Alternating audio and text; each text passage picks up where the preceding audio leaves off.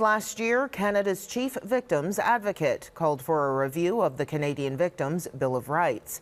Amid the COVID-19 pandemic, this review has not happened. As Caryn Lieberman reports, a petition is now trying to push it forward, started by the very people the bill is meant to protect. Before Jennifer Neville-Lake lost her children and father in an impaired driving crash, she never would have imagined her path would lead to Rodney Stafford and Lisa Freeman. You hope that you will never become a victim of crime, but the reality is it can happen. All three are part of a club no one wants or chooses to join. This is not something I brought on myself. This is something that happened to me. As they point out, anyone can be added to their group at any time, and it is for that very reason they're fighting for all victims' rights. We just get to live with the pain and the trauma. In their own way, each has experienced horror. Lisa Freeman's father, Roland Slingerland, bludgeoned to death with an axe in 1991. Rodney Stafford's daughter, Tori, abducted, raped, and murdered in 2009. And the Neville-Lake children, Daniel, Harry, and Millie, and their grandfather, Gary Neville, killed by a drunk driver in 2015.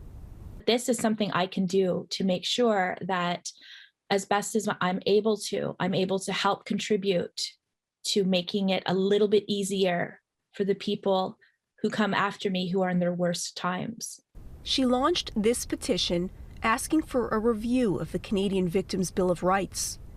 Enacted nearly 6 years ago, it outlines rights for victims of crime and requires those rights to be considered during each step of the criminal justice system. But victims say the bill does little to support them during their darkest hours. Somebody needs to take care of me and my needs. It's not happening. It's never happened.